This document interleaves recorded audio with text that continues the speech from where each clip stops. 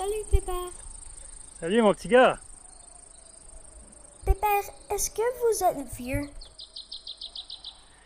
Si je suis vieux, ben, je suis pas si vieux que ça. Là. Je suis encore capable de travailler, hein? Mais dis-toi, mon petit gars, que j'ai déjà été aussi jeune que toi. Ah oui? Et qu'est-ce Ouais. que vous faisiez quand vous étiez jeune comme moi? Aujourd'hui, vous travaillez tout le temps, mais moi, vous aviez le temps de jouer, c'est certain. Je me demande bien comment ils s'amusaient les enfants Les dans ce enfants? temps-là. Ben, les enfants, moi, je sais que je m'amusais avec mes frères, tu sais. On jouait à cachette, on jouait à cachette dans la grange, dans les bâtiments, partout. Puis je me rappelle aussi, des fois, on partait, puis on allait au bout de la terre, il y avait un ruisseau là-bas. Puis là, on courait dans le ruisseau, puis on essayait d'attraper des grenouilles. Ça, je me rappelle de ça. Puis, comme toi, moi aussi, j'avais un chien à ce temps-là. Puis mon chien, là, ben, il me suivait partout. Alors, je te dis que c'était vraiment... Mais il faut dire que j'aidais pas mal mon père et ma mère. Là. Je les aidais vraiment pas mal. Ouais. Puis les parents, eux autres, ils venaient d'où? Ah ben, mes parents, puis les parents de mes parents, là, ça c'est une autre histoire. Là. Ça, c'est une longue histoire. Là. Ça, c'est l'histoire de mes ancêtres, puis tes ancêtres à toi et tout. Là, tu sais. Ça, là... Racontez-moi là, Pépère. Je vais vous écouter et puis je rirai pas de vous, c'est sûr. Ah ben, OK, si tu ris pas de moi, je te la raconte. C'est correct, tu sais. Tu sais, tout à l'heure, je te disais que mon père et ma mère, ben, ils sont arrivés à Buckland en 1800, ça fait longtemps, là, en 1862 à Buckland, tu sais. Ben, moi, il faut dire que moi, je suis venu au monde à Buckland. Puis j'ai vécu toute ma vie à Buckland, tu sais.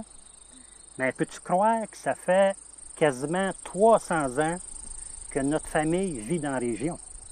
Il y en a qui ont vécu à Saint-Vallier. Il y en a d'autres qui étaient à Saint-Michel. Il y en a même un qui a eu une terre à l'île d'Orléans, pas loin de Québec. Tu sais? Ben, tu m'as demandé tout à l'heure d'où il venait ce monde-là. Mais ça, c'est la question que je me suis posée longtemps. Et que j'aurais aimé ça le savoir. Mais, un bon jour, j'ai trouvé un livre. Un beau livre. Là. Quelque part autour, là, dans la maison, dans la grange, je ne me rappelle pas où, mais une chose que je sais, c'est que ce livre-là, quand je l'ai ouvert, là, je me suis dit, ça, c'est un livre magique. Un livre magique, Pépère? Un livre magique, mais oui, un livre. Ce livre-là, là, il me faisait voyager dans le temps. Dans ce livre-là, là, je ne sais pas qui l'avait écrit, j'ai aucune idée, mais je sais une chose, c'est qu'il y avait du monde différent, d'une autre époque. C'était beau, là, vraiment très beau. Tu sais. Mais là, tu sais, il paraît qu'il était bien pauvre. Mais, c'est ça. Mais, je laisse-moi te dire, mon petit gars, qu'il avait du courage, ce monde-là. Ils ont pris partir sa mère puis s'en venir de ce côté-ci. Laisse-moi te dire que c'était du monde qui avait assez de courage pour risquer leur vie. Tu sais. Puis, il paraît qu'un bon jour, il a nommé Jean Morissette, qui est parti de La Rochelle en 1661.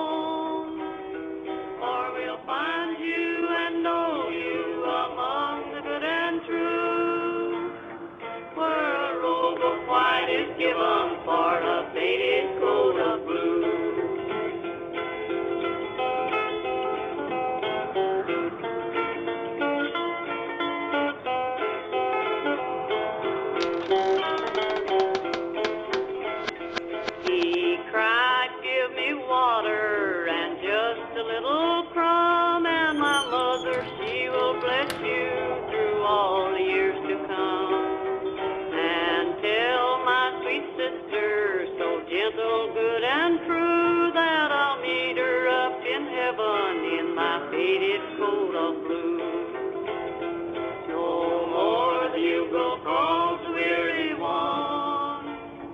Rest noble spirit in their grave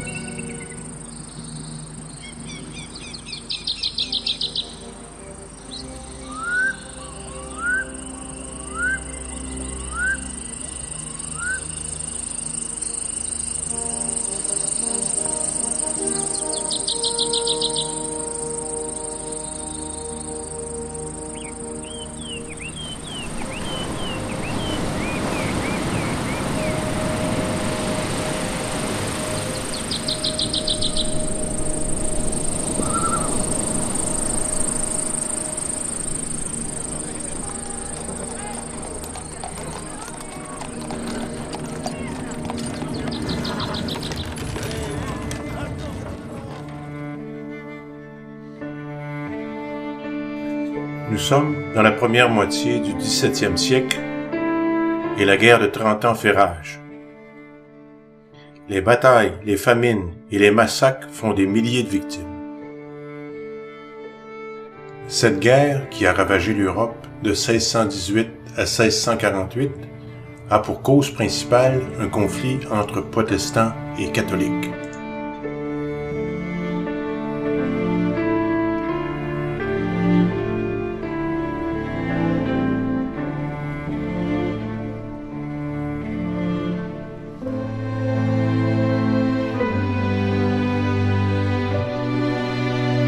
La ville de La Rochelle, capitale des protestants à l'époque, tombe aux mains de Richelieu, ecclésiastique et homme d'État qui prône une monarchie absolue.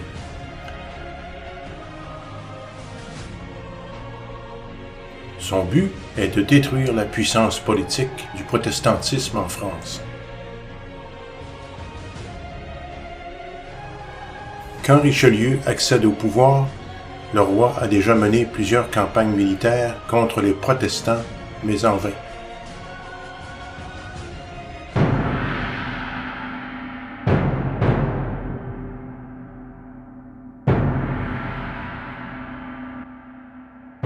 Le cardinal va poursuivre la politique du roi avec une volonté inflexible.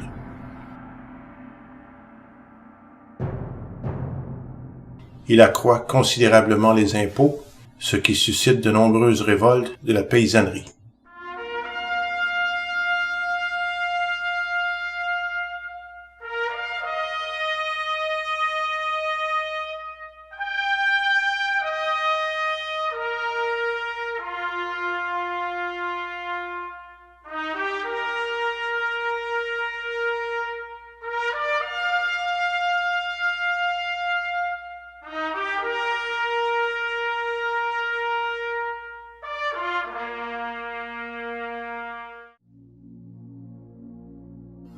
Nous voici en 1640 à Surgères, un petit bourg situé dans le département de la Charente-Maritime.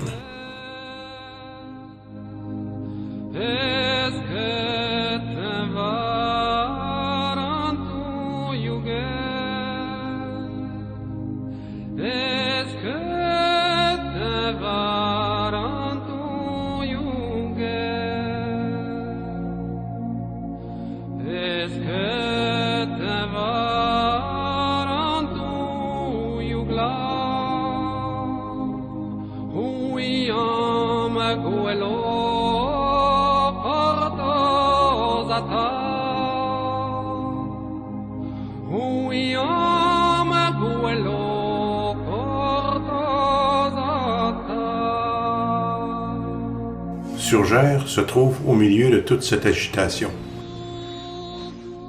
La misère qui s'étend dans les campagnes suite à la mise en place de nouveaux impôts rend la vie très difficile dans la région.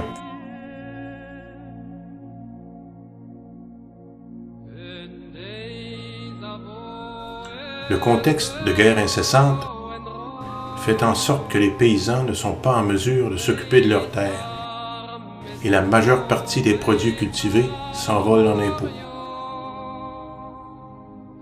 C'est le début d'une longue période de famine qui, en plus de décimer les populations, en chassera plusieurs hors du pays.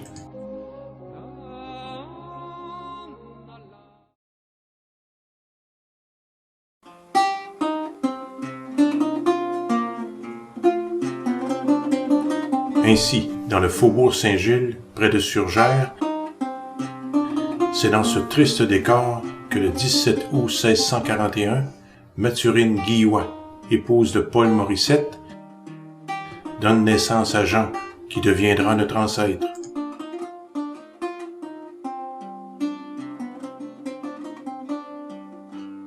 Plusieurs autres enfants viendront par la suite agrandir la famille.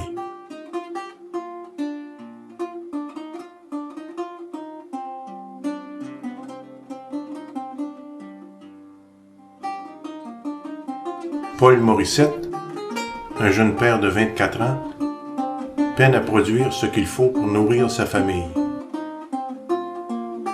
Il aurait bien aimé la voir grandir dans un contexte moins pénible. Les années passent et la situation ne s'améliore pas.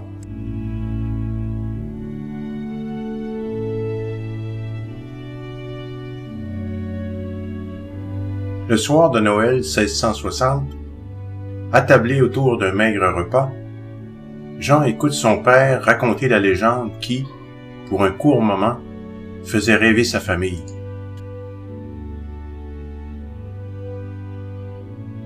On raconte qu'il existe quelque part une barque mystérieuse qui se promène à travers les océans pour prendre à son bord des Morissets qui veulent voyager un peu partout dans le monde et descendre quelque part sur des rives inconnues pour peupler notre terre. On m'a raconté que la barque mystérieuse venait de quitter La Rochelle avec à son bord un cousin éloigné, qui espéraient atteindre un nouveau pays de l'autre côté de la mer. Ils seraient partis, dit-on, pour y construire des moulins à eau et à vent.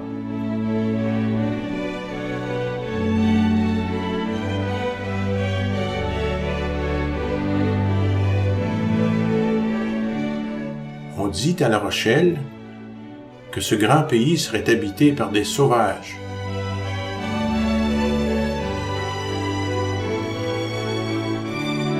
Que la terre serait bonne et les forêts remplies de gibier. On me dit enfin que la barque mystérieuse passerait un jour près d'ici pour y faire monter un grand aventurier et le déposer au pays de ses rêves.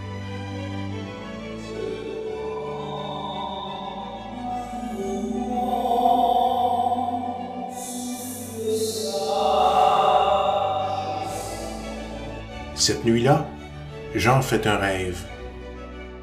Alors qu'il navigue à bord d'un bateau qui semble se diriger droit vers le soleil qui disparaît à l'horizon, il ressent une grande sensation de liberté et d'aventure. Ce sera le rêve qui changera sa vie.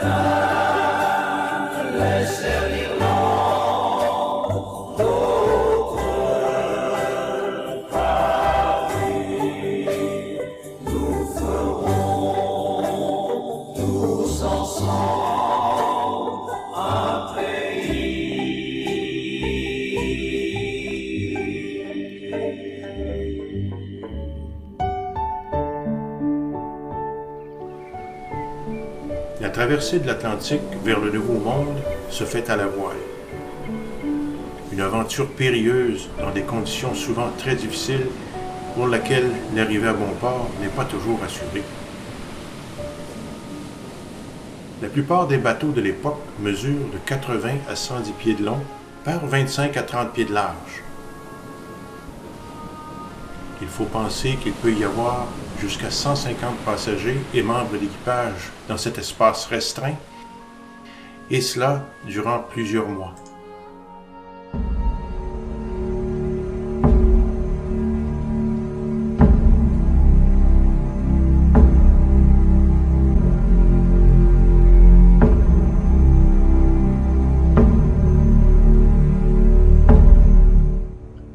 Aussitôt le vent favorable, un roulement de tambour avertit que le navire va se détacher du quai pour gagner la rade, première étape avant de prendre la mer.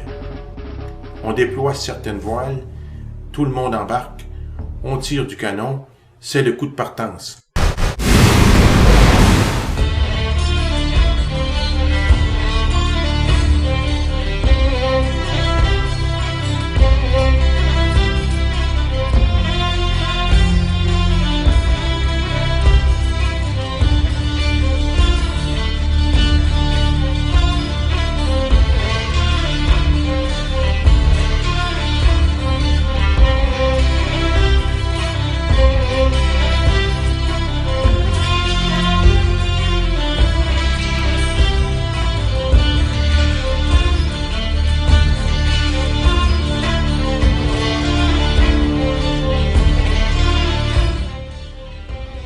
L'étoile polaire et le sablier que l'on doit retourner à toutes les heures ne sont pas des mesures d'orientation très précises.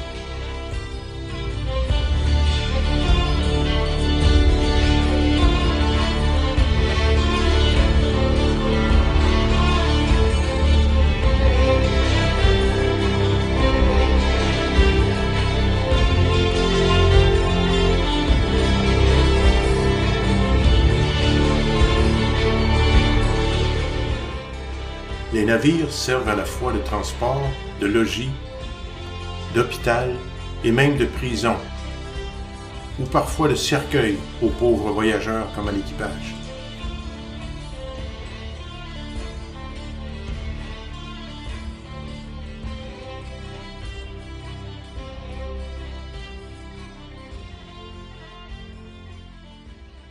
À fond de cale, on met le fret en vrac, la marchandise lourde qui sert de lest.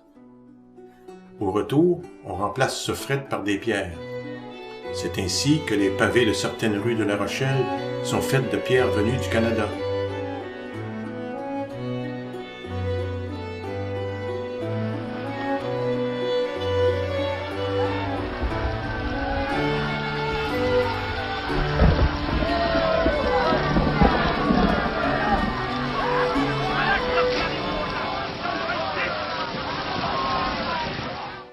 On garde une partie des entrepôts pour les animaux vivants que l'on amène pour les colons de Québec ou encore pour la consommation au cours du voyage. Bœuf, cochon, volailles et autres. On peut imaginer les odeurs qui s'en dégagent.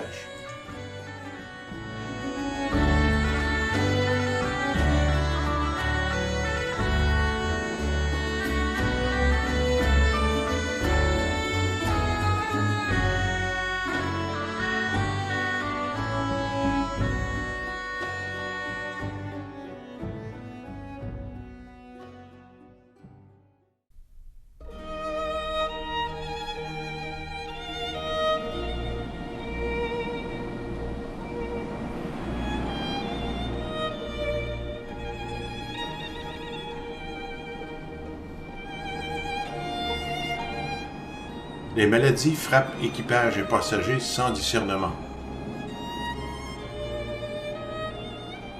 On a beaucoup parlé du scorbut et pour cause.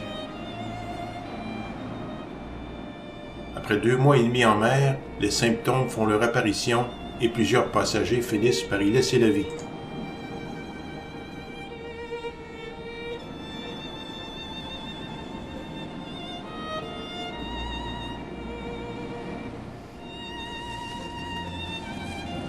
Pour l'équipage du navire, une journée à bord est divisée en 6 quarts de 4 heures. Cela signifie qu'on ne dort jamais plus de 3 heures et demie à la fois. Les va-et-vient des membres de l'équipage ainsi que les tangages fréquents du bateau ne laissent aux voyageurs que peu de répit. Il est aussi interdit de se dévêtir pour dormir dans son hamac.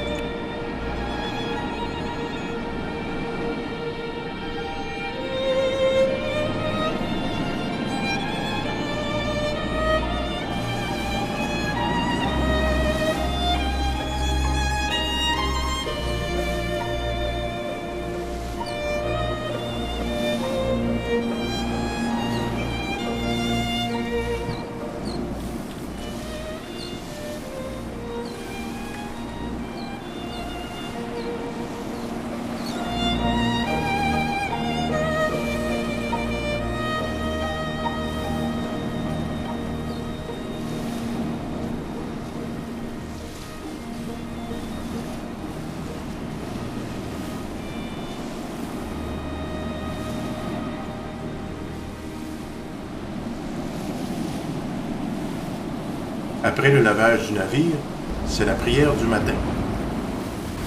Les mariniers étant des gens de métier, les passagers ne peuvent guère les aider aux manœuvres. Ceux-ci doivent tuer le temps de toutes les façons possibles, bien heureux s'il fait assez beau pour sortir et pouvoir marcher sur le pont.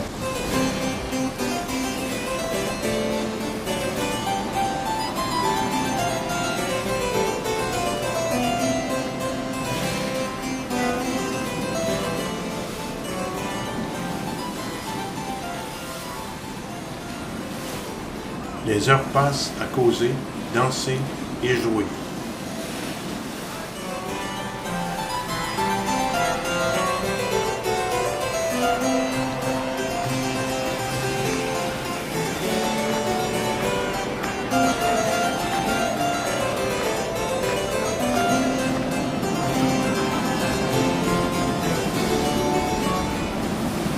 Après le coucher du soleil, c'est le silence absolu pour tous, sauf pour ceux qui donnent les commandes de manœuvre.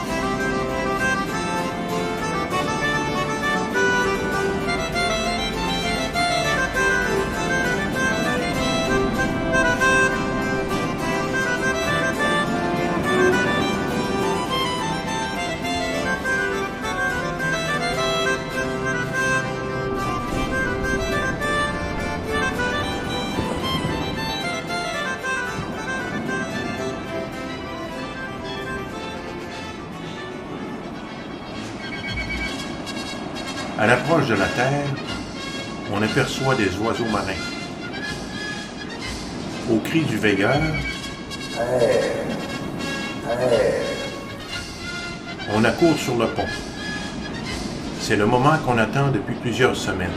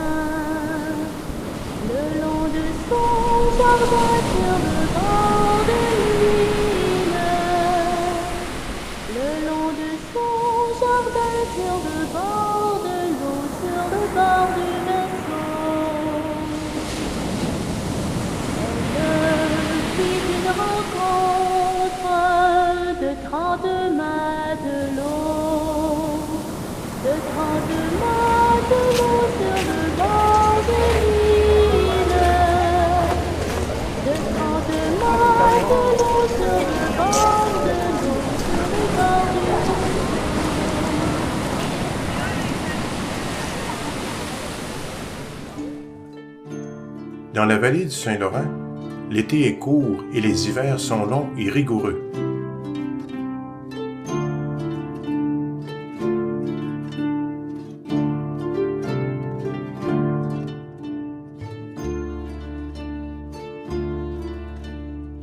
Les sols de la vallée sont très fertiles, mais il faut bien choisir les cultures pour qu'elles puissent résister au climat nordique.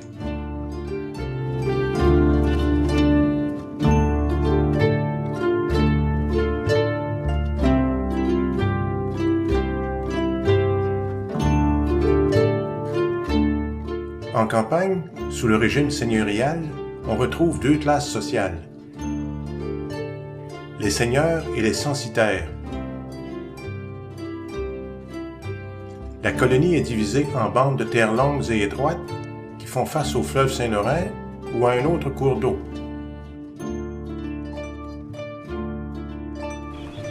Le territoire est organisé de cette façon, les cours d'eau étant nécessaires à l'agriculture et facilitant les communications.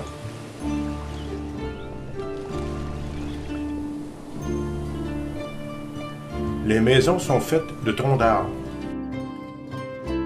Entre chaque tronc, on y étend du mortier fait de boue pour fermer toutes les ouvertures.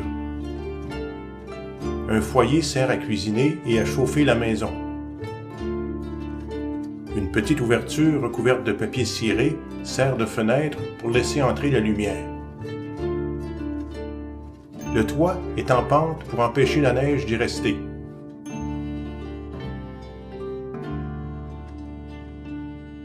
Le colon aura aussi besoin de construire une étable et une grange pour y loger les animaux s'il en a, ainsi que ranger les outils et conserver les aliments.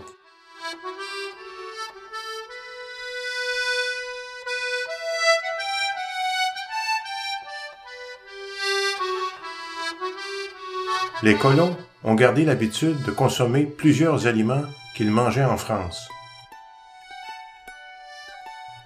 Ils ont d'ailleurs apporté des semences pour cultiver des fruits, des légumes, des céréales ou des herbes qui ne poussent pas naturellement en Nouvelle-France.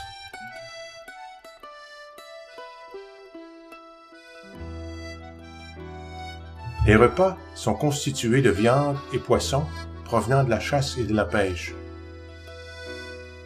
Ceux-ci sont frais ou fumés pour les conserver longtemps.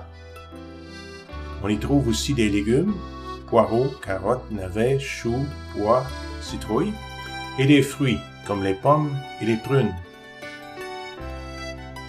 D'autres ingrédients entrent dans le menu quotidien, comme le blé, l'avoine et l'orge.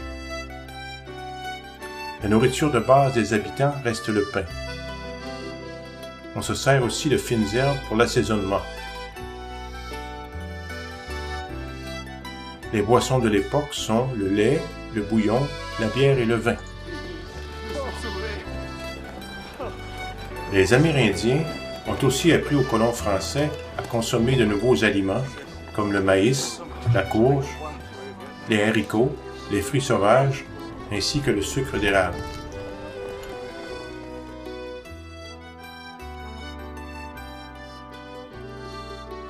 Les vêtements sont confectionnés dans des tissus comme le lin, le chanvre ou la laine. Les hommes portent des pantalons et les femmes des jupes ou des robes. Les Amérindiens leur apprennent à chausser les mocassins. L'hiver, pour se protéger du froid, ils portent des tuques, des chapeaux et des manteaux que l'on nomme capots.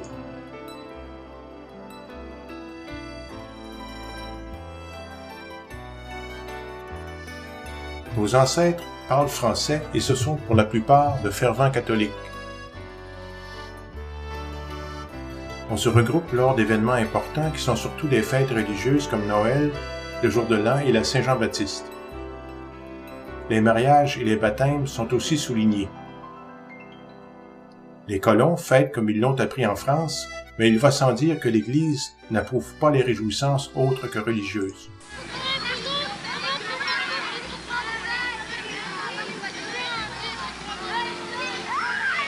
Voici le joli mois de mai, que les galants plantent le mai. J'en planterai à ma mie. Parmi les événements importants de la vie des habitants, une fête populaire souligne l'arrivée du printemps. Cette fête, appelée la plantation du mai, veut qu'au petit matin du premier jour de mai, les hommes partent pour dénicher le plus grand sapin de la forêt. Ils l'abattent, les branches, l'écorcent et en conservent la tête. Ils le décorent de rubans et l'apportent devant le manoir seigneurial où sont réunies les familles de la seigneurie. La foule demande alors au seigneur de planter le mai devant sa porte. C'est avec honneur que le Seigneur s'exécute. On offre alors un verre d'eau de vie et un fusil au Seigneur, boit et tire sur le mai. Les censitaires vident alors leurs armes sur l'arbre pour conjurer le mauvais sort et attirer les bonnes grâces sur la communauté. Le Seigneur invite alors les censitaires à boire, manger et fêter.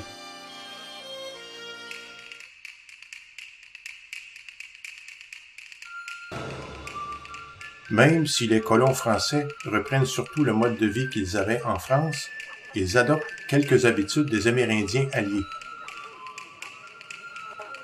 L'inverse est aussi vrai.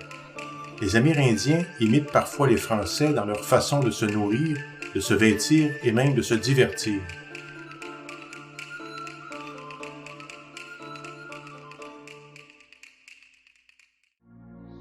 Toutefois, bien que la cohabitation entre Hurons et Français soit pacifique, il n'en est pas de même avec les Iroquois. Ce peuple représente une communauté très puissante. Les guerres entre Français et Iroquois connaissent un paroxysme à la fin des années 1680, mais avaient débuté bien avant.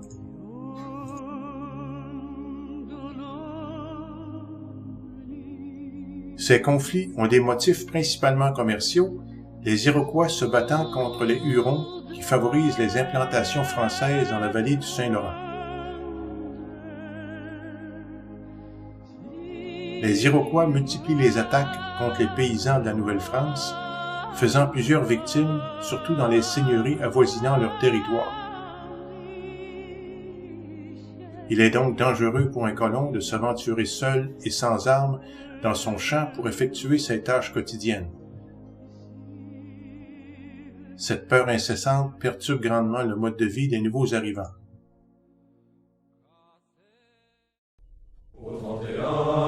août, au 31 du mois d'août. Nous vîmes venir sous le vent à nous vîmes venir sous le vent à nous. Étant donné l'absence de marché local, Jean Talon, intendant de la colonie de 1665 à 1672, et qui fut l'instigateur de l'arrivée des Filles du Roi, réussit à développer une production artisanale au rythme de l'accroissement de la population, en créant de petites fabriques telles des brasseries, des tanneries et autres. Dans les campagnes, le lin, le chanvre, le houblon, le tabac, les légumes et le blé sont cultivés, mais aucun n'est exporté à l'exception du blé. Dis-moi, te sens-tu assez fort pour l'aller crocher à son bord? Buvons un coup, buvons-en deux, à la santé des amoureux. Notre ancêtre Jean, baluchon à l'épaule, s'installe chez un habitant, Benoît Crête, maître charron de la région de Beauport, où il travaille avec ardeur pour respecter toutes les conditions de son contrat d'engagement. Il met ainsi de côté un peu d'argent pour s'établir définitivement dans son nouveau pays.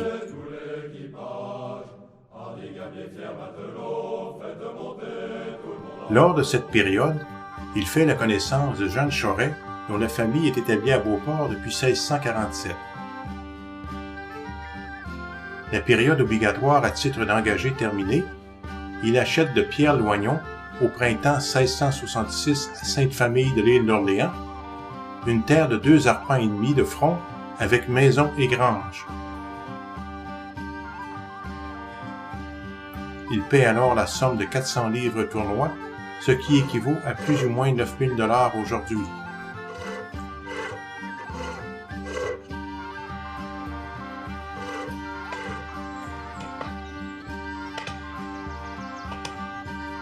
Le recensement du printemps de 1667 nous apprend que notre ancêtre a maintenant 25 ans et est encore un habitant célibataire.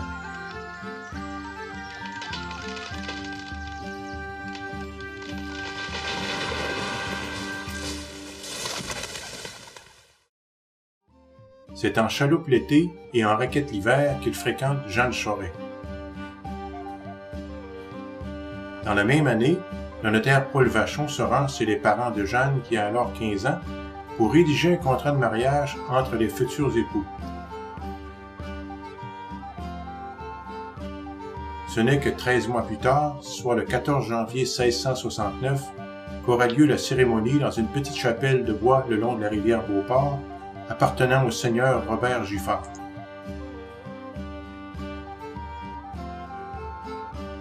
C'est sur la terre que Jean cultive depuis plus de 2 ans déjà que les nouveaux mariés s'installent. Cette terre fait partie de la seigneurie de Beaupré.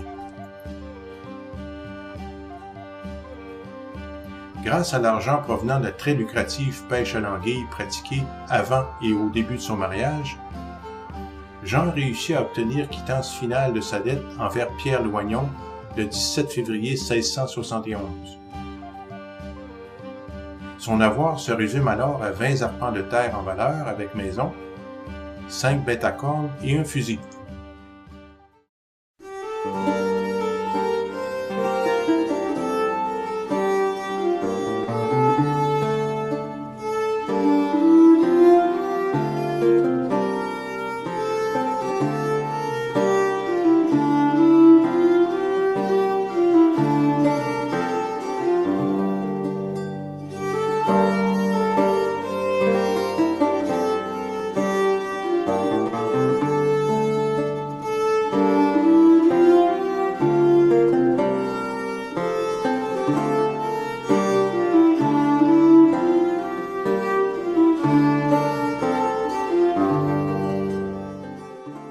En 1690, Jean achète une deuxième terre pour éventuellement y établir ses fils. Cette terre a 1 arpent et demi de front et est située à 9 arpents à l'ouest de la première, toujours à Sainte-Famille de l'île d'Orléans.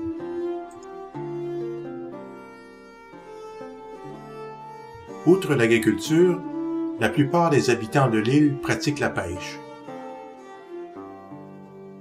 le 7 juin 1694, François Fréchette, navigateur de la ville de Québec, et Jean Morissette s'associent pour un an avec plusieurs autres compagnons pour pêcher la morue dans le golfe avec une barque de 15 à 16 tonneaux appartenant à François Fréchette.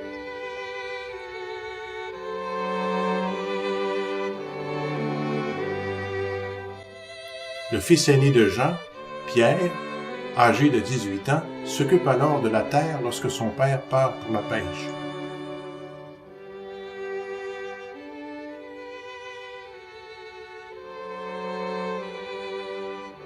C'est au mois d'août 1699 que s'éteint Jean à l'âge de 58 ans. Les seuls hommes encore à la maison sont les fils Jeancien et Nicolas, ainsi que le gendre Léonard Clément Labonté, époux de Marie-Jeanne. 1699 est aussi l'année de l'épidémie de petite vérole qui fait 100 morts dans la colonie.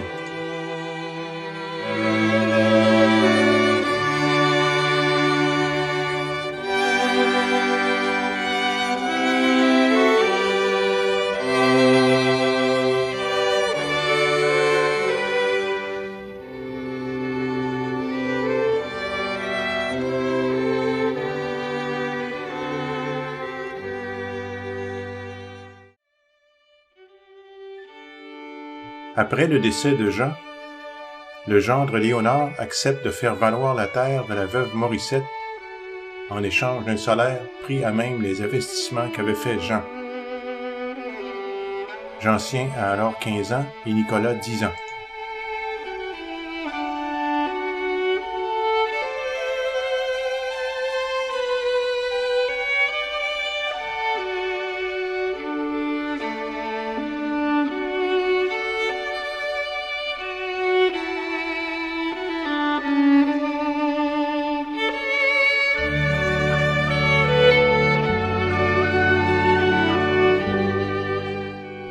Nicolas épouse Anne Cadrin, de 2 ans son aînée, à Beaumont, le 20 août de cette même année.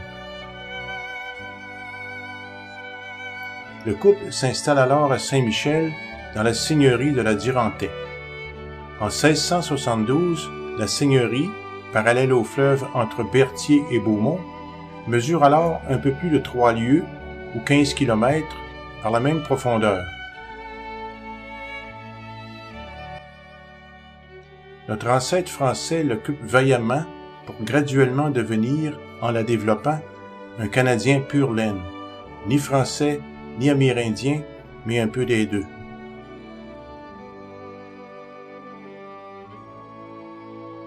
C'est sur cette grande terre que Nicolas et Anne Cadrin voient passer la cigogne le 3 janvier 1712. Le 18 septembre de la même année, Anne Cadrin décède, laissant seul un bébé de 8 mois et un mari âgé de 20 ans. Veuf depuis 2 ans, Nicolas signe un contrat de mariage chez le notaire Véraud le 14 août 1714, où il promet d'épouser Anne Cloutier, alors âgée de 22 ans. La cérémonie est célébrée à Château-Richer le 28 août de la même année. La mère de Nicolas, Jeanne Choret, qu'on surnomme alors la veuve Morisset, décède à Sainte-Famille le 26 septembre 1718. Nicolas, qui avait déjà reçu 600 livres au décès de son père, vend ses droits à Jeancien et reçoit une autre somme de 600 livres. C'est donc une somme de 1200 livres qu'aura reçu Nicolas en droits successoraux de ses pères et mères, ce qui fait de lui un habitant relativement à l'aise. La descendance de Nicolas compte 12 enfants, dont 3 qui meurent en bas âge. Notre ancêtre direct de cette descendance est Joseph Jean-Baptiste, le 9e enfant, né à Saint-Michel le 25 novembre 1728. En 1732, comme l'église de Saint-Michel a plutôt les proportions exiguës d'une chapelle et qu'elle suffit à peine à contenir tous les fidèles, Nicolas et un ami, André Lacroix, donnent une portion de terre à la fabrique pour la nouvelle église. La première pierre est posée au mois de juin 1730 et l'église est complétée en 1736.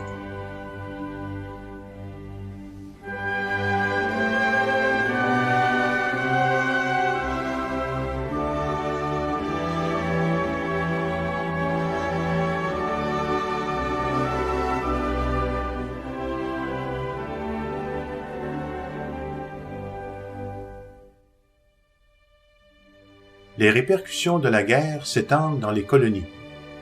Les peuples américains, dont fait partie la Nouvelle-France, sont donc directement exposés à cette guerre car cela se passe sur leur territoire. On peut alors imaginer la vie des paysans de Saint-Michel et des environs constamment menacée. Il faut dire que la région est le théâtre de plusieurs affrontements étant donné sa proximité avec le fleuve.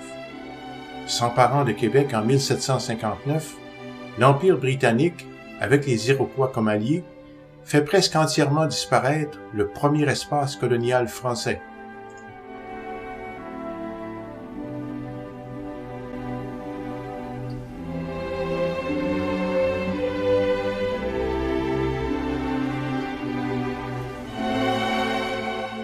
Mais la vie doit continuer et Nicolas travaille sans relâche à faire valoir sa terre. Les temps sont incertains et il veut s'assurer de laisser un héritage à ses fils.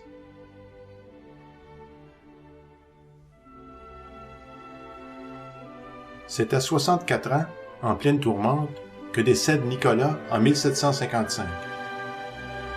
Sa veuve, Anne Cloutier, lui survit quelques années jusqu'au 2 janvier 1761, à l'âge de 68 ans.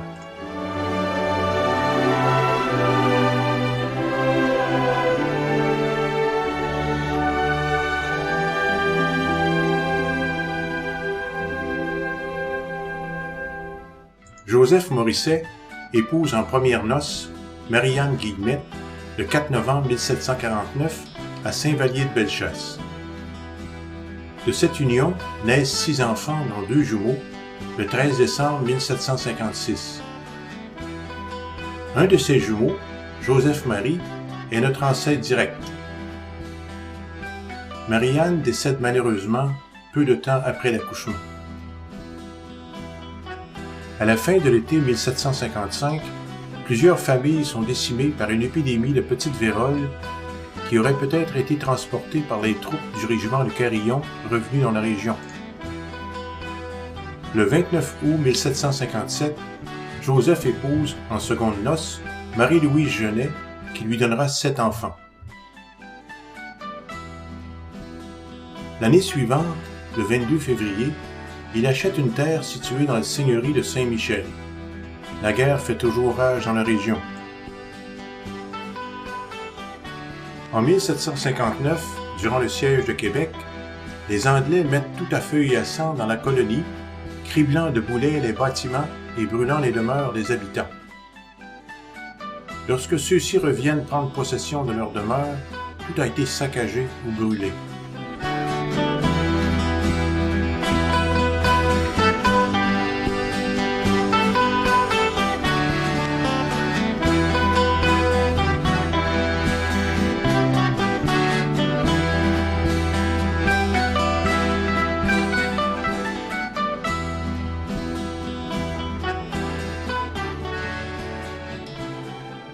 Aucun moyen moderne de communication n'existe encore sur le continent.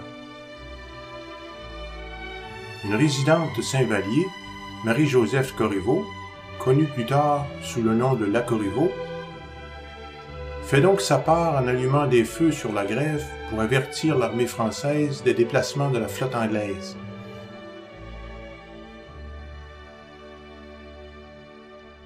En cette même année, celle qu'on appelle La Corriveau est arrêtée, jugée en anglais par le tribunal militaire et reconnue coupable d'avoir assassiné son deuxième mari. Elle a 30 ans quand elle est condamnée à mort à Québec. On dira plus tard que ce procès n'a pas été équitable.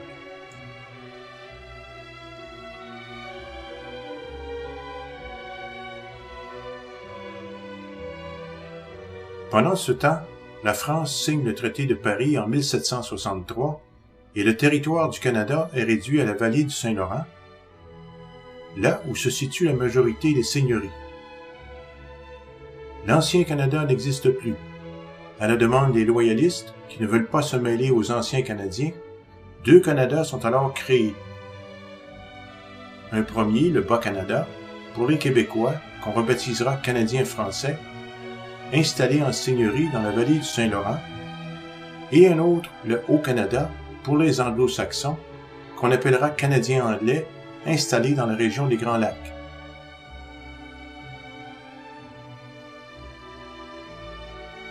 À noter qu'en 1767, la seigneurie de Saint-Vallier, appartenant aux Sœurs Augustines Hospitalières, est vendue à Charles-François de Lanaudière, fils de Madeleine de Verchères, bien connu pour son acte de bravoure lors d'une attaque des Iroquois en 1692. Bien que stratégique, l'acte de Québec est généreux puisqu'il consolide les bases de la nation québécoise. Toutefois, certains paroissiens restés amers après la conquête voient dans l'occupation américaine l'occasion de renverser le gouvernement britannique au Canada. On se remet à l'œuvre et en quelques années, le village de Saint-Vallier est reconstruit. À cette époque, sa population est constituée essentiellement de pêcheurs et d'agriculteurs. De Kamouraska à Beaumont, la côte du Sud est alors le théâtre d'une guerre civile. Père contre fils, frère contre frère, 170 hommes se joignent à la milice pro-britannique, dirigée par le seigneur Beaujeu de l'île aux Grues, contre 150 qui se joignent à la milice pro-américaine.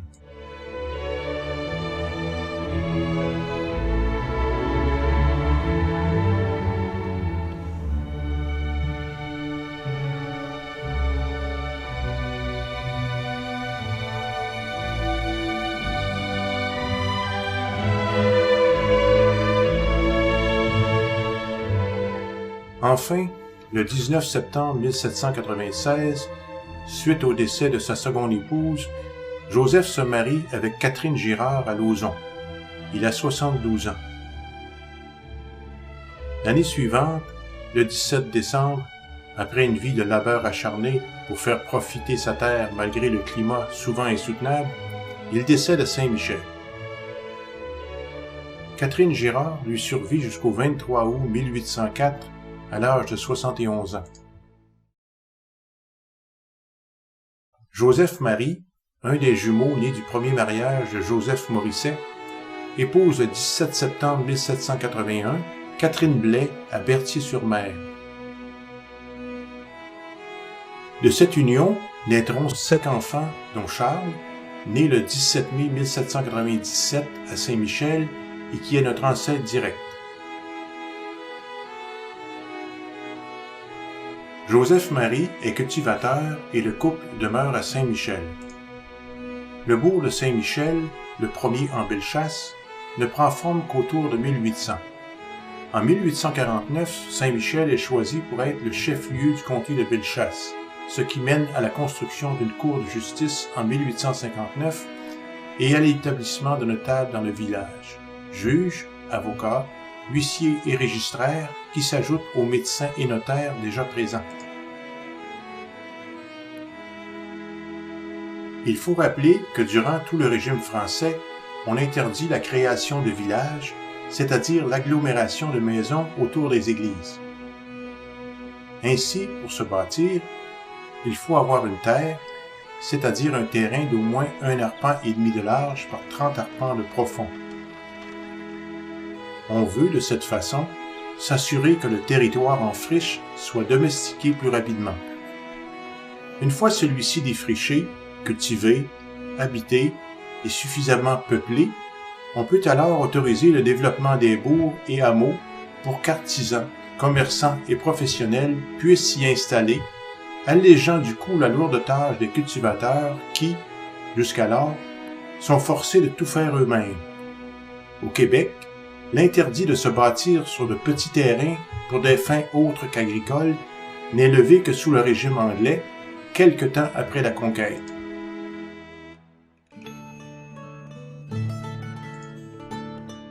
À la fin du 18e siècle, les terroirs les plus fertiles de la côte du Sud sont déjà exploités depuis de nombreuses années. Ces terres montrent des signes d'épuisement. Pendant que les habitants des concessions du littoral continuent de cultiver les vieilles terres qui ne donnent plus les mêmes rendements, leurs fils sont obligés de s'établir de plus en plus loin à l'intérieur des terres.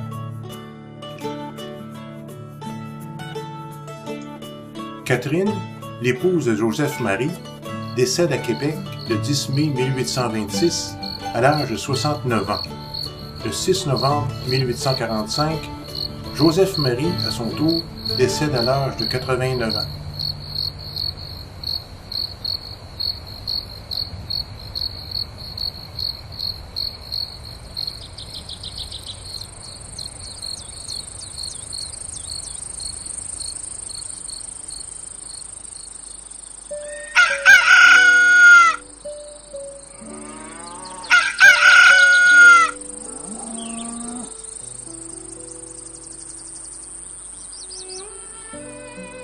Le travail sur la ferme est réparti comme suit.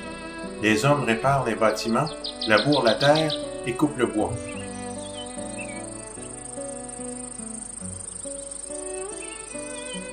Les femmes élèvent les enfants, font la cuisine et tissent le lin et la laine pour fabriquer les vêtements. Les travaux qui se font en groupe, incluant les enfants, sont les semences de céréales et des légumes, les récoltes ainsi que le soin aux animaux. Saint-Michel constitue une des plus grosses agglomérations de la côte du Sud. Entre 1815 et 1851, le nombre des maisons passe de 12 à 104. Au 19e siècle, le peuple canadien voit poindre un changement dans l'économie du pays.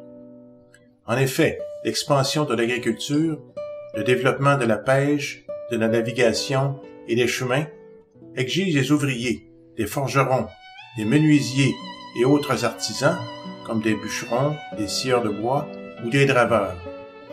Mais l'agriculture demeure toujours l'activité économique prédominante. Charles, le fils de Joseph-Marie, est cultivateur comme son père. Il s'établit à Saint-Michel et le 25 juillet 1818, il épouse Hélène Chamberlain, âgée de 24 ans. De cette union naîtront 7 enfants. Hélène décède en 1830 à l'âge de 36 ans.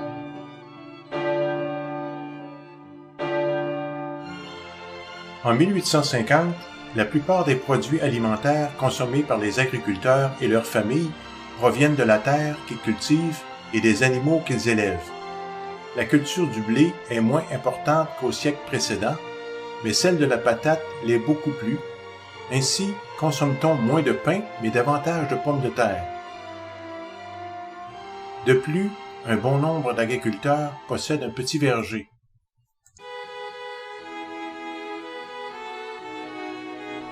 Nos ancêtres ne sont peut-être pas riches, mais en vivant à la campagne, ils ont appris à ne compter que sur eux-mêmes pour améliorer leur sort. Ils sont en quelque sorte protégés de la grande pauvreté qui sévit dans les villes à l'époque. La précarité de l'existence est toujours présente, mais en vivant sur une terre dont ils sont propriétaires, ils assurent la survie de la famille et de la descendance.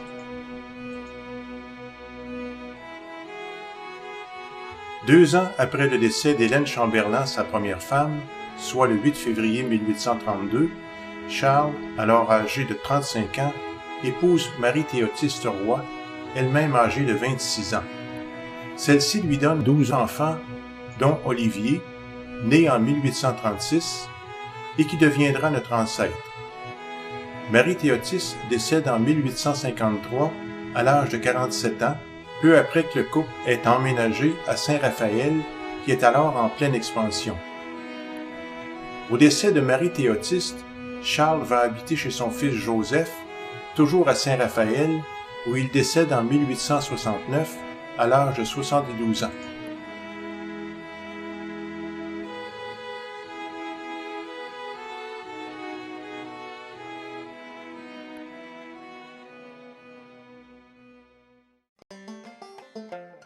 Olivier, le fils de Charles, se retrouve à Sainte-Claire où il épouse Catherine Aubé, dit Boniface, le 16 mai 1859.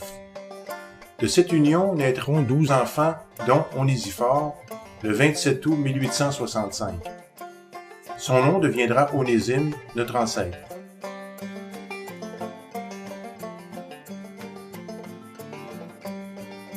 De tout temps, la paroisse de Sainte-Claire fut un milieu agricole, commercial et industriel bien développé et prospère. Dès sa fondation en 1824, on y répertoriait au moins 11 moulins à scie harnachant les moindres ruisseaux du territoire.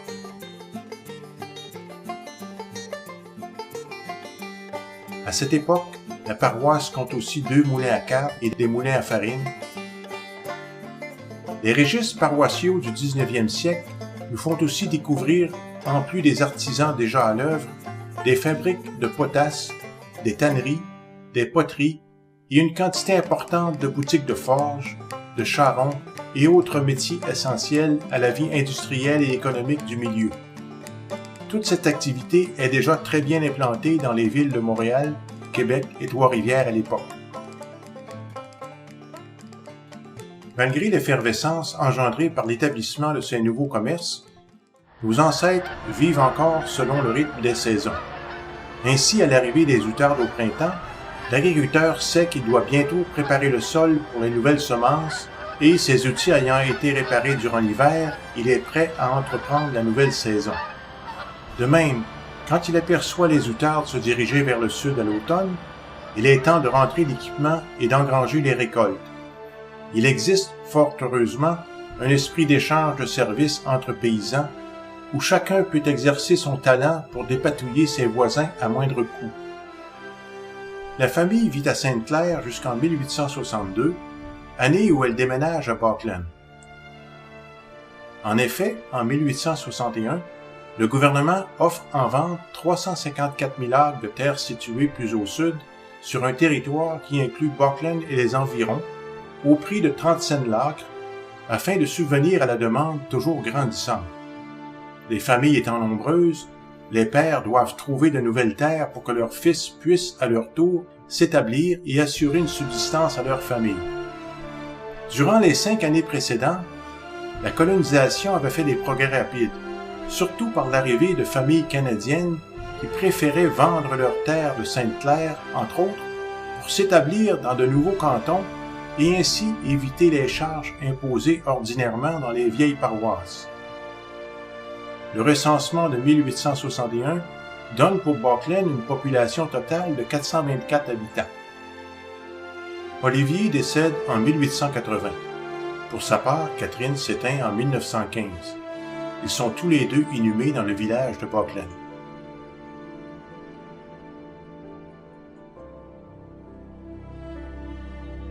Tout comme son père, Onésime est cultivateur. Le 2 août 1887, il épouse Salomé Laflamme et ils s'établissent dans le rang Saint-Louis. Tracé officiellement en 1871 et qu'on surnommera le pain sec. Au cours de leur union, naîtront 17 enfants. 4 de ceux-ci meurent en bas âge et le 11e enfant, Joseph Albert, est sourd et muet, ce qui ne l'empêchera pas de réussir une vie bien remplie.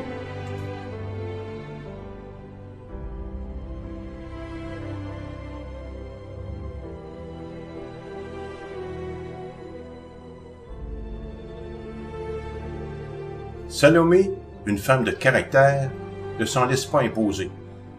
Il faut bien du courage pour élever une si grande famille, en plus de travailler sur une terre qui n'est pas toujours généreuse.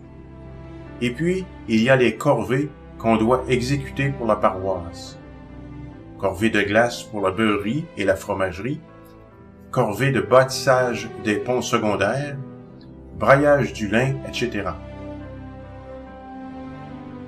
Une autre tâche qu'Onésime exécute, en plus de s'occuper de sa terre, est celle de faucher le foin pour ses voisins. Les échanges de services sont monnaie courante à l'époque. Buckland rappelle une petite ville anglaise. Elle a en effet tiré son appellation du nom d'un géomètre anglais, William Buckland, et d'une ville d'Angleterre du même nom.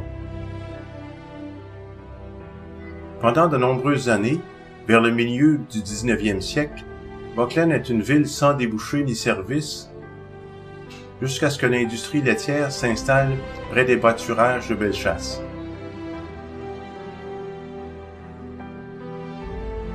Bien sûr, les bons sols sont situés en bordure de rivière, mais ils sont constamment menacés par la crue des eaux. D'autre part, Les sols près des montagnes sont rocheux. Il y a tellement de roches qu'on en fait des clôtures.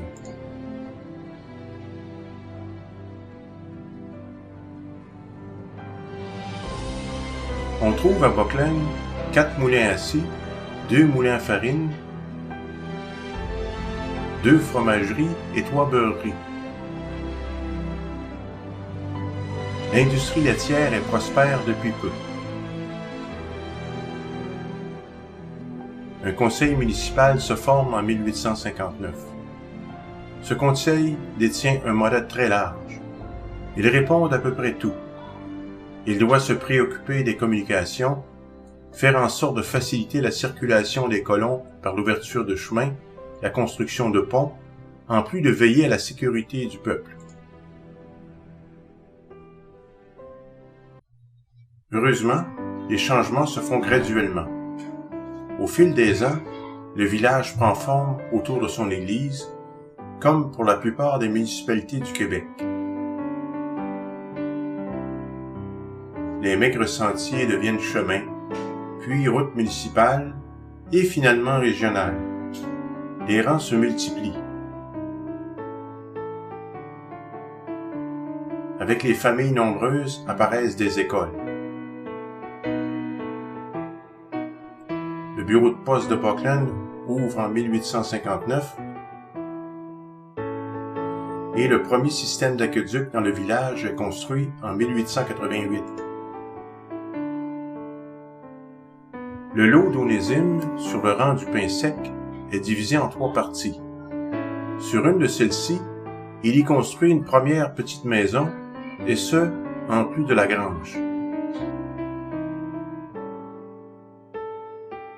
Quelque temps après, la maison est détruite par le feu, et on en reconstruit une plus grande sur le même terrain. L'école de rang est située à proximité de la maison du couple qui accueille l'institutrice ou parfois des élèves qui ne peuvent se rendre chez eux à cause des intempéries. En 1903, une calamité sans précédent s'abat sur la province de Québec.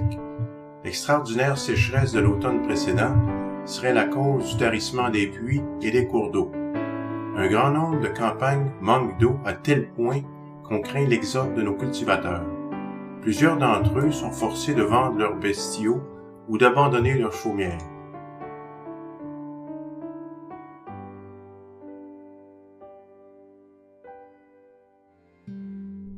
Avec tous ces garçons à la maison, Onésime ne manque pas d'aide pour faire fructifier sa terre. Mais comme les hommes de la maison avancent en âge, il est normal qu'ils commencent à fréquenter les filles des alentours. Les visites à leurs bien-aimés se font habituellement le jeudi soir. Donc, peu à peu, les enfants quittent la maison pour se marier.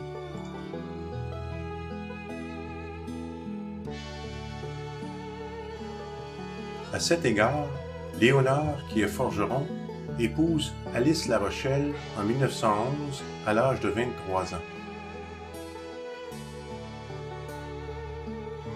Marie épouse Arthur Fortier en 1908 à l'âge de 18 ans.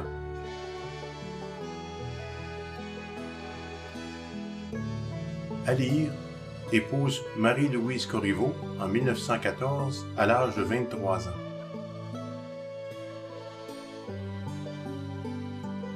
Joseph épouse Marie Lapointe en 1919 à l'âge de 25 ans.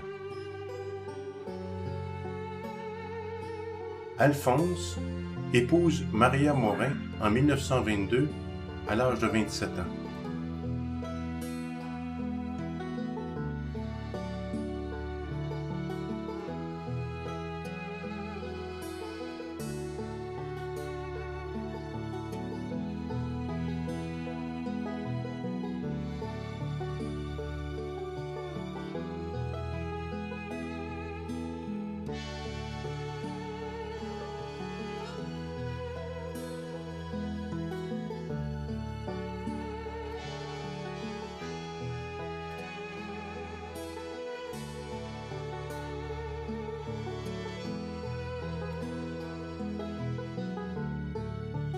Joe Hamil, Johnny, ne s'est pas marié. Il meurt le 11 février 1921 à l'âge de 22 ans à Saint-Camille. Joseph Albert, à l'âge de 37 ans, épouse Valéda Poirier, sourde et muette comme lui, en 1939. Delphine épouse Ferdinand Brochu, menuisier pour les Sœurs de Saint-Damien en 1935 à l'âge de 32 ans.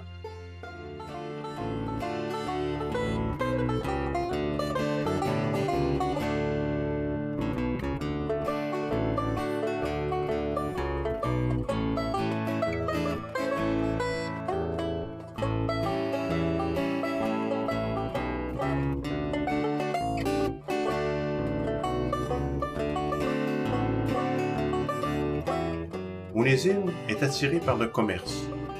En effet, il vend la maison familiale à son fils Alphonse et prend possession d'une bâtisse au village pour en faire l'hôtel central de Bockland.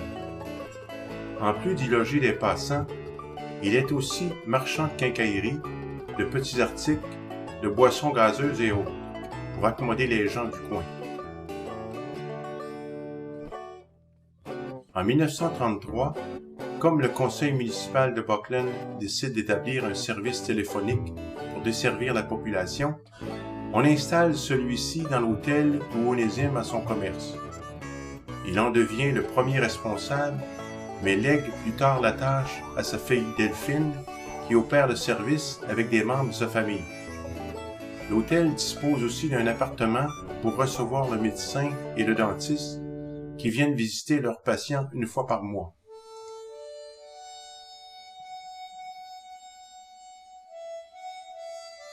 Onésime et Salomé demeurent chez leur fille Delphine au village. En 1935, Onésime, âgé de 70 ans, décède. Quant à Salomé, elle lui survit jusqu'en 1945 pour s'éteindre à son tour à l'âge de 79 ans.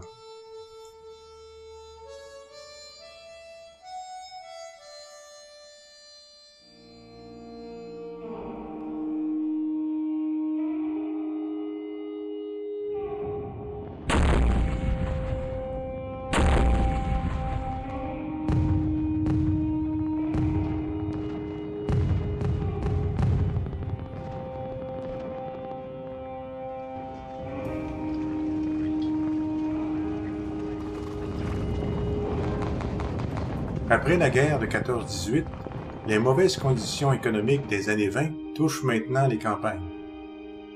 Les terres rocheuses, bien que fertiles mais difficiles à cultiver de la région de Bockland, motivent Joseph à s'intéresser au plan gouvernemental qui offre gratuitement des terres arables aux confins de la province dans le nord.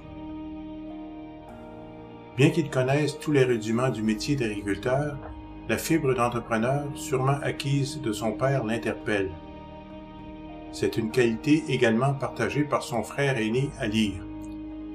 La parenté, des amis et des voisins ont également décidé de partir.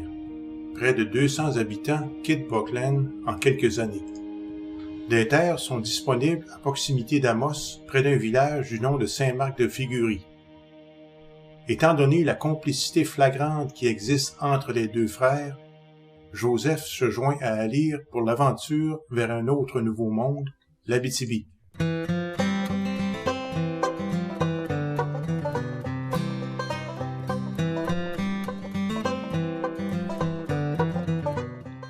À l'été 1921, Fernand, le premier enfant de Marie et Joseph, a maintenant 1 an et Lionel est en devenir.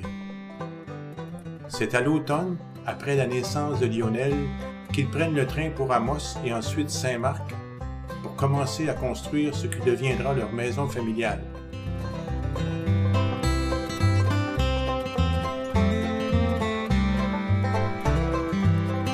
Joseph s'installe alors sur sa terre. Alire, qui possède la terre voisine, s'installe au village comme marchand. Joseph revient à Bockland au printemps pour ensuite retourner à Saint-Marc, terminer la maison située sur le lot 63 durant 3 et 4. Entre juillet et décembre 1922, Marie et la famille viennent rejoindre Joseph. Le troisième enfant, Raymond vient au monde le 18 décembre 1922. Mis à part dans les villages à vocation minière, les nouveaux venus en Abitibi se regroupent souvent selon leur terre d'origine. Le village de Saint-Marc compte entre autres des familles Corriveau, Boutin, Morin et Fortin, tout en provenance des environs de Buckland. Contrairement à la plupart des cultivateurs du village, Joseph défriche et cultive sa terre comme pâturage pour les chevaux dont on se sert l'hiver dans les chantiers forestiers et l'été pour les labours, de même que pour les semences et la récolte du foin qu'on utilisera l'hiver suivant. Il possède quelques animaux de ferme, mais seulement à des fins personnelles. Dans ce temps-là, on voyait des cultivateurs qui avaient 6, 8, 10 vaches. Mais c'était le plus qu'il y avait dans ce temps-là. Au lieu de produire le lait qui alimentera plus tard la beurrerie de Saint-Marc, Joseph en fait le transport d'abord sur les chantiers forestiers et plus tard à un village qu'on appellera Val-d'Or, qui en est alors à ses premiers balbutiements.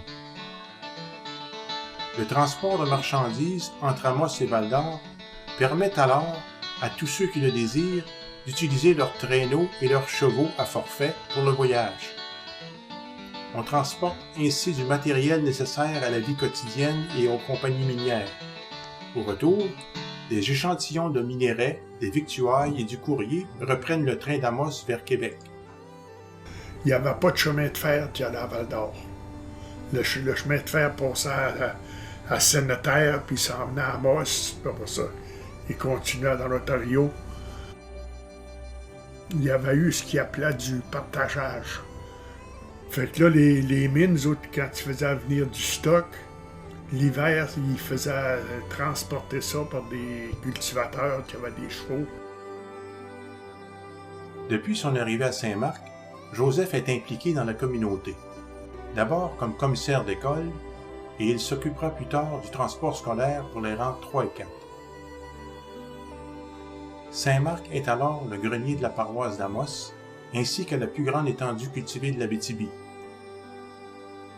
L'agriculture n'étant pas nécessairement la vocation de Joseph, il pense déjà à de nouveaux défis. Joseph est avant tout un jobbeur dans la coupe de bois. Les contrats se font en majorité sur le territoire de Val-d'Or, une région riche et pleine d'avenir. Il doit ainsi se déplacer fréquemment, et ce, pour de longues périodes. Marie s'occupe donc de la famille dans des conditions rudimentaires au début. Il lui est également arrivé à l'occasion de s'occuper des repas dans les chantiers de Joseph.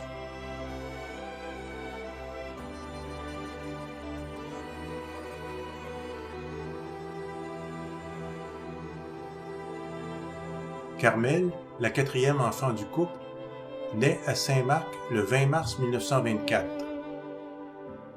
Entre 1925 et 1928, naîtront 4 enfants, dont 3 qui décéderont en bas âge.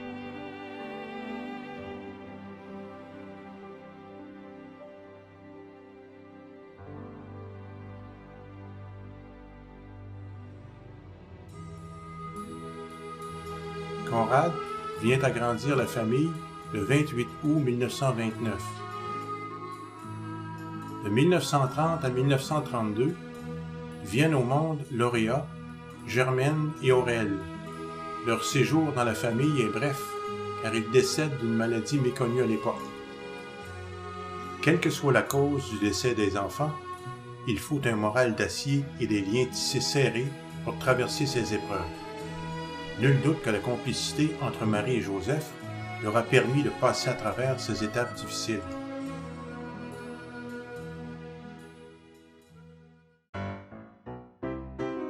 Alire, toujours à Saint-Marc, décide d'aller s'installer à Rouyn.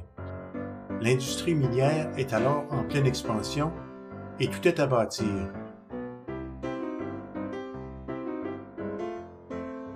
Joseph et Marie, eux, se dirigent en 1933 vers Val-d'Or avec la famille.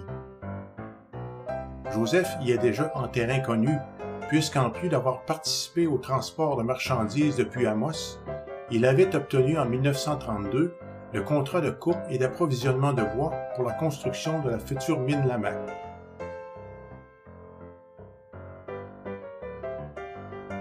Ils conserveront toutefois la terre à Saint-Marc pour les soins des chevaux, et ce pendant quelques années. Pour accueillir la famille, Joseph construit une bâtisse de 2 étages sur la rue principale du village. En plus d'y demeurer, il y loge des travailleurs et des voyageurs de passage à Val-d'Or. Joseph y est même barbier. On installe les chevaux dans l'étable derrière la bâtisse. Le foin récolté à Saint-Marc leur sert de pâturage. Plus tard, l'étable fut déplacée ailleurs pour des raisons évidentes. La famille habite donc au Gold Range Hotel.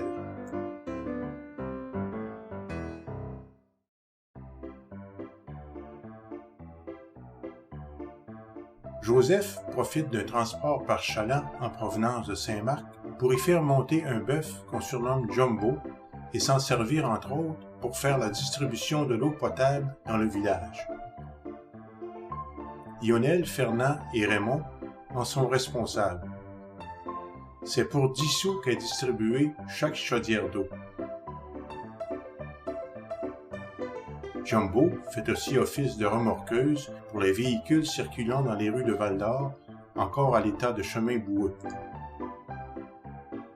En 1933, Joseph vend à Émile Saint-Jean la première table de billard qui sera installée à Val-d'Or, et ce, dans un camp en bois rond à proximité de la mine Lamaque. La même année, Joseph devient membre du comité pour le choix du nom de la ville en devenir. L'appellation Val-d'Or est alors retenue. Aurore naît le 29 novembre 1934, mais décède peu de temps après, soit le 9 avril de l'année suivante. Fernand, Lionel, Raymond, Carmel, Clovis et Corrade sont alors les enfants que l'on retrouve à tous les jours autour de la table.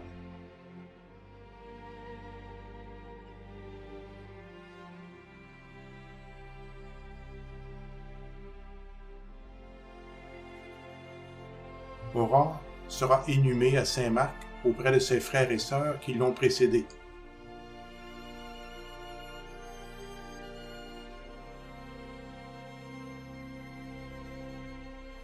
Au début de 1935, Joseph est nommé par la compagnie minière Lamaque pour assister leur ingénieur, du nom de Kilbourne, à l'élaboration des plans pour la construction de leur township, le village minier.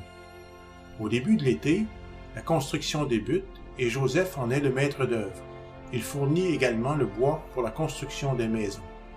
Ainsi débute sa carrière de contracteur général.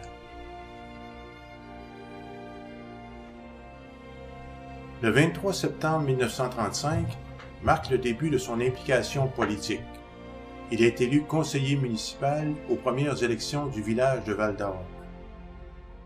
Le 3 décembre suivant, il est désigné maire remplaçant suite au décès du maire en poste Arthur Lapointe. Le 14 mars 1936, il est élu commissaire de la première commission scolaire de Val-d'Or. Joseph Hilaire Boutin, aussi originaire de Saint-Marc, est élu président. Pour les enfants de Marie et Joseph, les étés se passent à Saint-Marc à s'occuper des travaux de la ferme et surtout à la récolte du foin. Il passait l'hiver à Val-d'Or, puis l'été, il venait faire ses foins sur sa terre. Vu qu'il restait plus ici l'hiver, l'automne, il devait presser son foin, puis le monter à Val-d'Or. Puis quand il venait faire ses foins, il devait amener ses chevaux de Val-d'Or. Malheureusement, le 6 janvier 1936, Clovis décède d'une méningite à l'âge de 10 ans. Hervé se joint à la famille le 21 mars suivant et le 18 février 1937 naît Gérald, le 15e enfant de la famille.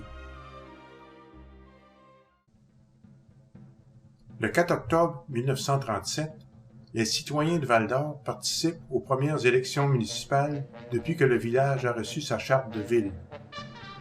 C'est après une campagne mouvementée que Joseph est élu maire pour un terme de 27 mois. Il l'emporte par 108 voix de majorité. Les années 1937-38 sont, pour Val-d'Or, des années charnières dans l'établissement de structures, de fonctionnement et d'infrastructures. Cependant, pour gérer la ville, devenue sous tutelle, Joseph n'a pas d'autre choix que de composer avec la Commission municipale du Québec pour la gérance des affaires.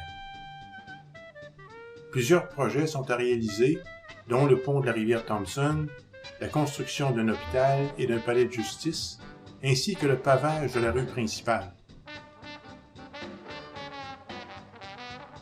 Le début de Val-d'Or est marqué par l'engouement pour le métal jaune, ce qui attire des étrangers de toute nationalité. On y parle plus de 5 langues différentes. Cependant, la ville est plutôt désorganisée. Il n'y a presque pas de rues et la construction de cabanes se fait de façon anarchique. La situation est par la suite corrigée et on voit apparaître des commerces et services de plus grande envergure. Avec les va-et-vient de la population, il est difficile de faire régner l'ordre. Les débits de boissons et les maisons closes foisonnent sur le territoire. Malgré tout, Val-d'Or se développe plus rapidement que nulle autre ville au Québec.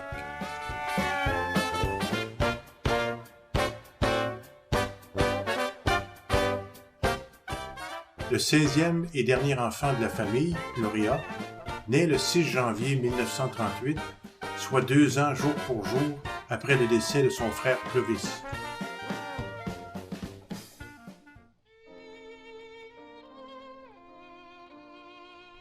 Pour la famille, le dimanche est la journée de repos et tout débute naturellement par la messe. On habille les plus jeunes, puis on marche vers l'église. Accompagné de Marie, Joseph s'offre une dernière pipée en arrivant à l'église Saint-Sauveur. En entrant, il remarque qu'on a déjà installé la statue du Sacré-Cœur dont il avait fait don.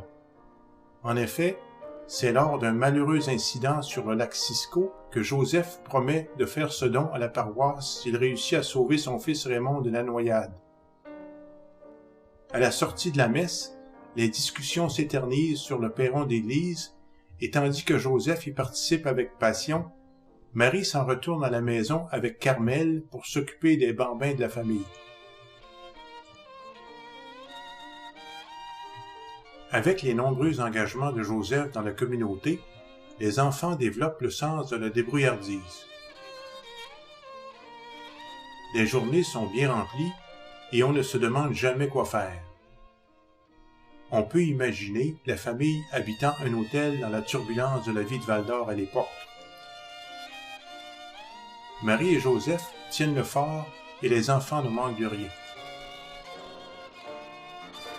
À couteau tiré avec la commission municipale et surtout après avoir appris que le montant total des travaux d'infrastructure administrés par la commission dépasse le demi-million de dollars, Joseph offre sa démission comme maire le 28 juin 1938. Les membres du conseil la refusent à l'unanimité. Il se remet donc au boulot. Puis il a voulu démissionner, puis ils n'ont pas voulu qu'il démissionne. Qu'il avait voulu démissionner parce que c'était rough pas mal, tu sais, ça jouait dur en VA. Joseph est souvent décrit comme étant un fervent nationaliste et devient membre de l'Action libérale nationale, un parti fondé par les libéraux qui s'oppose aux politiques du premier ministre Tachereau.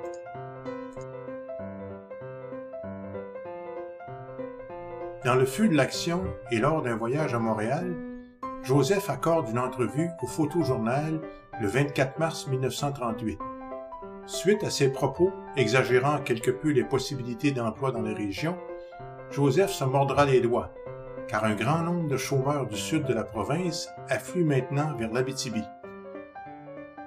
C'est aussitôt la ruée vers l'or. Le chemin de fer, qui se rend à Val-d'Or depuis 1937, donne un accès plus facile aux voyageurs venus d'ailleurs. Il se rétracte au journal peu de temps après. Joseph mènera à terme la construction d'un édifice qui abrite l'hôtel de ville, le poste de police, la prison, ainsi que la caserne de pompiers. On construit également une salle de délibération de la cour du magistrat. Homme volontaire et fait pour l'action, Joseph vit toujours les contraintes de la commission municipale et donnera sa démission sans équivoque le 6 février 1939, mais on le supplie de demeurer en poste pour conclure le rôle d'évaluation en cours. Joseph cède son poste après quelques assemblées. En 1941, Joseph fait partie des membres fondateurs de la Société du crime de Saint-Marc-de-Figuerie. Il reste appelé un Saint-Marc, mais seulement c'est pour dire, vois-tu, que c'est un gars qui est coopérant.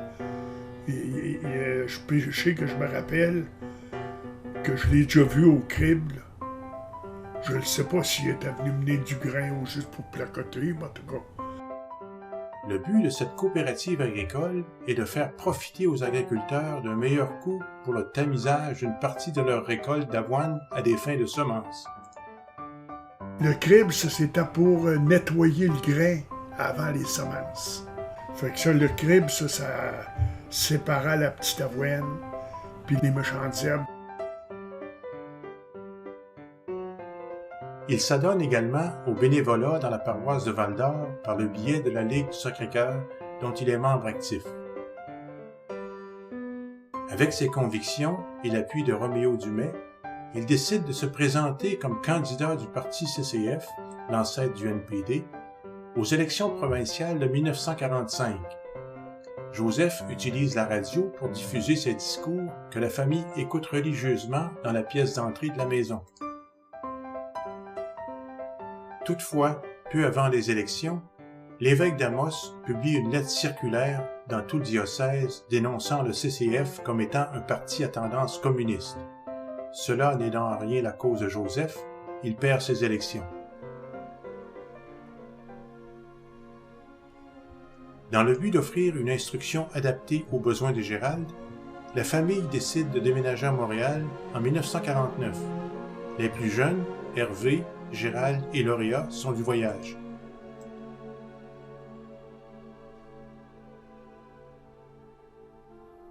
Le 24 juin 1953, accompagné de ses 3 fils, Joseph s'affaire à la construction de ce qui devait devenir la maison familiale à Montréal. Toutefois, un malheureux accident survient et Joseph décède sur le coup.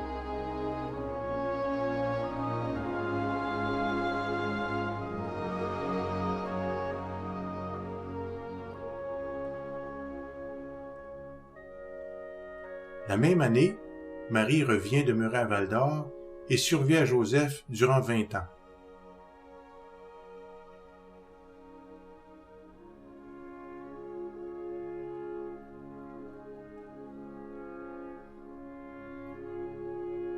Elle décède le 19 mars 1973 au sanatorium de Macamic.